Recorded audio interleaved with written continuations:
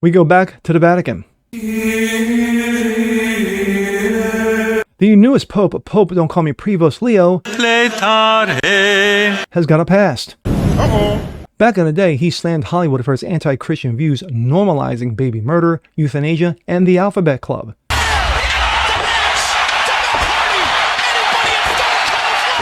I'm Jasper Gonzo, and this. See, that's going to be a problem for the left. They got so used to having a pope who was soft.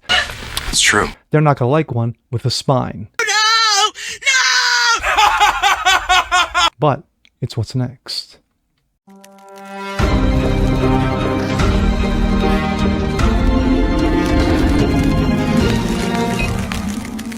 What's up, ladies and gentlemen? Jasper Gonzo, What's Next, your daily dose. Common sense, facts, and salt. Hope you guys are feeling good today on this Monday. Well, in case you missed it, we got a new pope. Yes, after a decade plus of Pope Francis and his liberal and soft views, we've got a new pope, the first American pope in papal history. Shall I say. One, Robert Prevost. Of course, now he goes by Pope Leo the 14th. So what do we know about him? We know very little. We know a little bit more now than we did on Friday when he got chosen. But still bits and pieces. But one particular article has come out and is trending. Back in the day, Leo, was a beast. He was hardcore. He was raw. You're born and raised in Chicago. You better be. So he did a little video montage clip. And he slammed Hollywood for its anti-Christian views on baby murder, euthanasia, and the Alphabet Club. And of course, the left's not going to like it because after so many years of having a soft pope, they may not like one with a spine. And here we go. This comes out of the post-millennial. Flashback. Pope Leo XIV blasts Hollywood for its anti-Christian views and normalizing of abortion, euthanasia, and the Alphabet Club.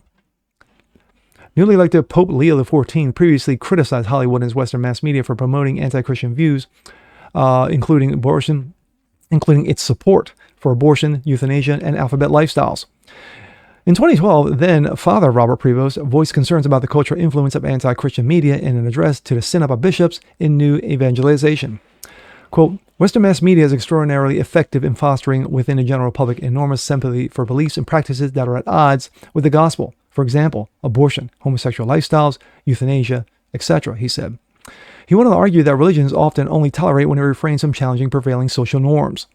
Quote, religion is best tolerated by mass media as tame and quaint when it does not actively oppose positions or ethical issues that the media has embraced as their own.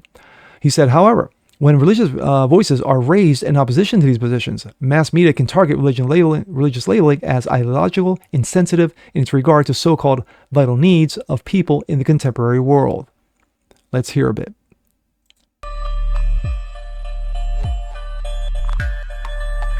This was posted by Jack Posobiec on X. Western mass media is extraordinarily effective in fostering within the general public enormous sympathy for beliefs and practices that are at odds with the gospel. For example, abortion, homosexual lifestyle, euthanasia. Religion is at best tolerated by mass media as tame and quaint when it does not actively oppose positions on ethical issues that the media have embraced as their own. True. However, when religious voices are raised in opposition to these positions, mass media can target religion, labeling it as ideological and insensitive in regard to the so-called vital needs of people in the contemporary world. The sympathy for anti-Christian lifestyle choices that mass media fosters is so brilliantly and artfully ingrained in the viewing public that when people hear the Christian message, it often inevitably seems ideological and emotionally cruel by contrast to the ostensible humaneness of the anti-Christian perspective. Catholic pastors who preach against the legalization of abortion or the redefinition of marriage are portrayed as being ideologically driven, severe, and uncaring, not because of anything they say or do, but because their audiences contrast their message with the sympathetic, caring tones of media-produced images of human beings who, because they are caught in morally complex life situations, opt for choices that are made to appear as healthful and good. Note, for example, how alternative families comprised of same-sex partners and their adopted children are so benignly and sympathetically portrayed in television programs and cinema today. True. If the new evangelization is going to counter these mass media-produced distortions of religious and ethical reality successfully, pastors, preachers, teachers, and catechists are going to have to become far more informed about the context of evangelizing in a world dominated by mass media.